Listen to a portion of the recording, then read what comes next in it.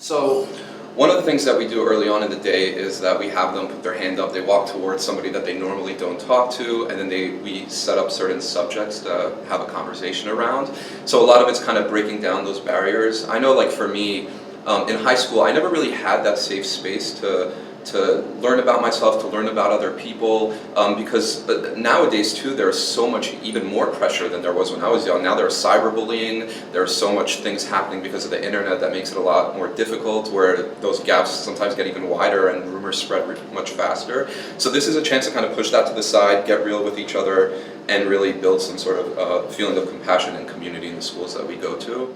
Something that we find when we're working both with adults and with young people is that there's often a lot of hesitancy and a lot of fear and a lot of discomfort with just having a simple conversation with someone.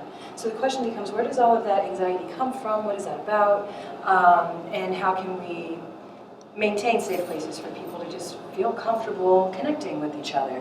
I totally failed to share with you what the 5 social emotional learning areas are, so we go back to that. Self-awareness, social awareness, responsible decision-making, relationship skills, and self-management. Self-awareness is like ground zero for this whole enterprise.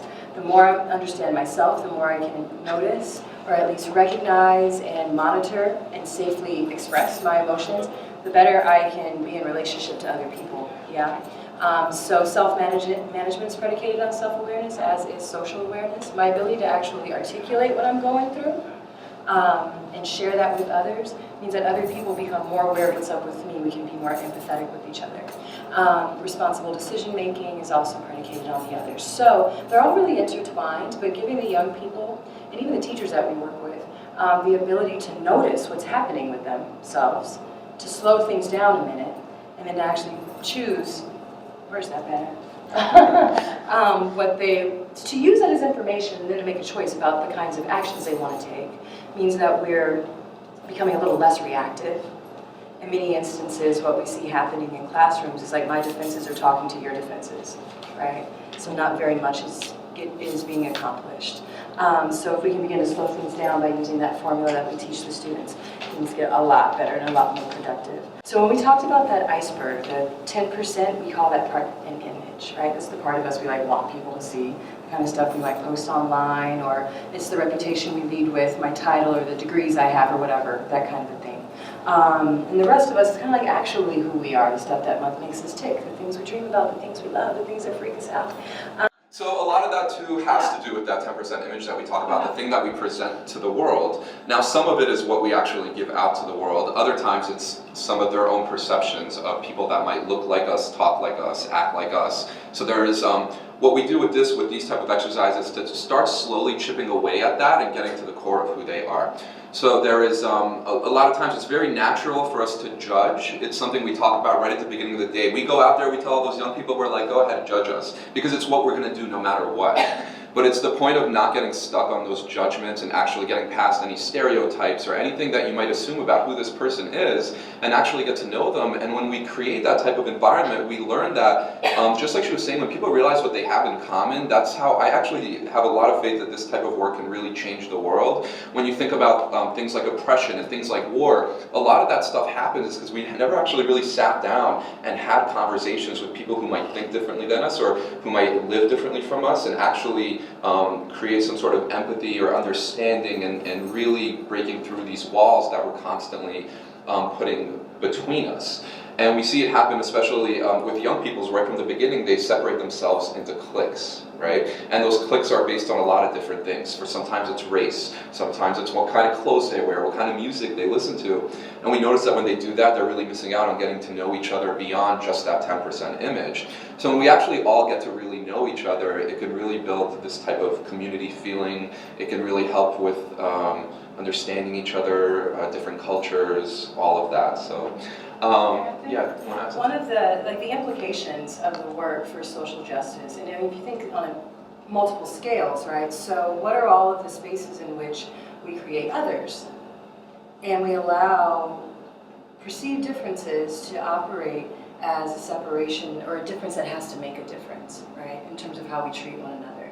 So part of what we're trying to teach the young people at school is that all of the things that are happening on a macro level are actually filtering into your school and operating on a much more micro level that we just kind of take for granted, or we say, oh, it's always been that way. Freshmen get beat up and shoved in lockers, that's just the way it goes. There's kind of this cultural acceptance of that kind of behavior. But part of what we're suggesting in the workshop is that the separation is an illusion, that we actually have far more in common than we have different. And when we begin to see one another as human beings, outside of those narrow categories or boxes or identities that kind of cage us in, we start to care more about one another and make decisions that are in the interest of the group rather than just the individual person. So by the time we get a different game, is just the beginning of that kind of the activity we had you guys do, we call it different game. But it's just the beginning of chipping away at that. By the time we move on through the day, we really start to open it up. I'm sure you kind of already feel just a little closer with some of the people around you, just because you had a conversation with them, because that space was created just to be able to have that conversation. And a lot of times, the young people don't really have that space because they self-regulate and they separate from each other. So what we've learned that once we create this, so many things happen, just the way that the day is designed is really done very intentionally. So it's designed a certain way, it can kind of feel like a roller coaster, but by the end there is always this feeling of connection. It's really powerful. So one of the activities that we're probably the most known for is called Cross the Line.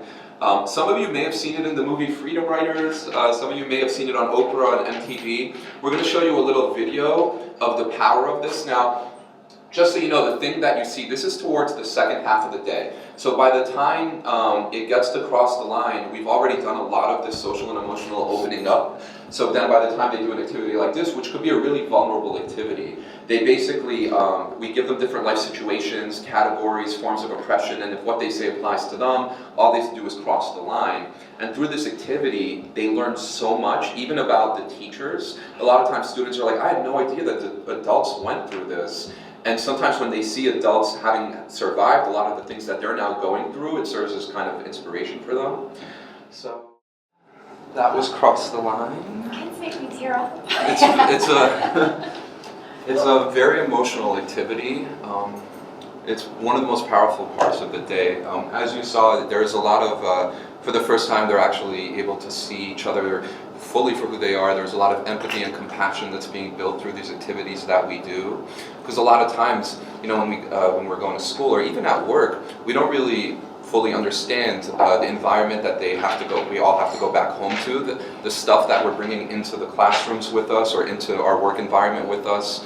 We don't really get to see that stuff. So we kind of create a space where for the first time they're able to fully see each other. And after this, when they realize, wow, we actually all go through a lot of similar things. We're all humans, we all have emotions, difficult life things that we're going through. There is this sense of compassion that stays in the school environment long after we leave, because this is one of the activities. You said the young people make you tear up. It's virtually impossible to get through that activity without crying. The young woman who was standing on the chair is the co-director of our department. She and I co-directed together, and obviously she couldn't get through it without crying. You could hear it in her voice. And I've been in her position before. It's really challenging to watch them walk back and forth, and to also remember the things that we would cross lines for, As it turns out, several years ago, Kaiser and the CDC commissioned a study on adverse childhood experiences. And what they discovered was that adverse childhood experiences, and in their findings, they discovered that on average, annually in the United States, anywhere between 3 to 10 million young people are exposed to family violence. That's just what's happening in the house. So then if you compound that by what's happening in the neighborhood potentially, and then what happens at school, we have a lot of kids walking around with a lot of what we would call toxic stress, chronic stress. The impact of that stress load on their bodies, both physically, means that we're at greater risk of health and illness later on in life. Secondarily, it means that their kind of like our fight, flight, or freeze response, our stress response, is ramped up all the time.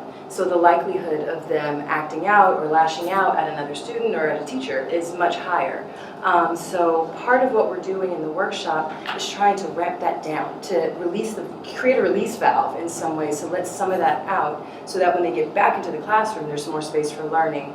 There's lower likelihood of behavioral issues.